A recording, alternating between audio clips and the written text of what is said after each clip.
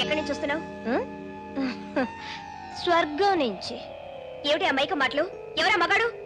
ఎక్కడ తిరిగి వస్తున్నావు? చెప్పవే, చెప్పు. లోకాన్ని మర్చిపోయే మందులు కొన్ని ఉన్నాయి. అవి అలవాటు పడితే వచ్చే ఆనందం నీకేం తెలుసు? ఇక మగాడెవరంటావా? నాకు స్వర్గానికి దారి చూపించిన నా ఫ్రెండ్. దౌర్భాగ్యురాలా, ఇంతకు దిగజారుతావా? పరువు మర్యాదలకి ప్రాణాలిచ్చే తల్లిదండ్రుల కడుపున పుట్టి చదువు పేరుతో విచ్చలవిడిగా తిరిగి మత్తు పదార్థాలకి బానిసవుతావా? గౌరవంగా బ్రతకాల్సిన ఆడపిల్లవి సిగ్గు లజ్జ వదిలి ఇలా తయారవుతావా? దాన్ని కాదమ్మా అనాల్సింది. తిట్టినా కొట్టినా ఏం చేసినా అనాల్సింది మమ్మల్ని, చేయాల్సింది మమ్మల్ని. ఆడపిల్లకి స్వేచ్ఛా స్వాతంత్రాలు ఇచ్చి చదువుల పేరుతో తిరగనివ్వడం మాదమ్మ తప్పు. మాట అంటే అది బాధపడుతుందేమోనని మాట్లాడకుండా ఊరుకోవడం మాదమ్మ తప్పు. ఏమండి, మీరు ఆవేశపడకండి. అసలే మీ ఆరోగ్యం బాగుండలేదు. నా ఆరోగ్యం ఏమైతే ఏమిటే, నేనేమైతే ఏమిటి? ఆడపిల్ల బరి తెగించి సర్వనాశనం అయిపోతుంటే కన్న తండ్రిగా దాన్ని చంపి నేను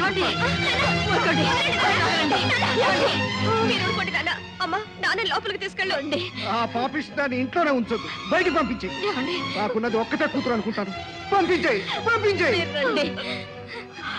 విన్నావా? వాళ్ళ రక్తాన్ని పంచిపెట్టి మనకి జన్మనిచ్చిన వాళ్ళని క్షోభ పెట్టడమే ధర్మం అనుకుంటున్నావా? ఆడపిల్లల్ని కరడమే తప్పని వాళ్ళు అనుకునేట్టుగా ఎందుకు తయారయ్యో? చెప్పు, ఎందుకు తయారయ్యో? చెప్పవే, చెప్పు, చెప్పవే, చెప్పు, ఎందుకు తయారయ్యో? చెప్పు.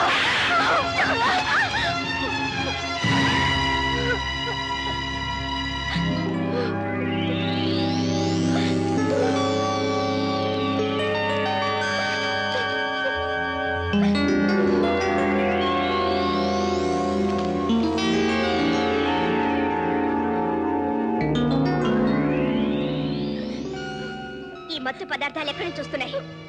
ఎక్కడి నుంచి సంపాదిస్తున్నావు? చెప్పు.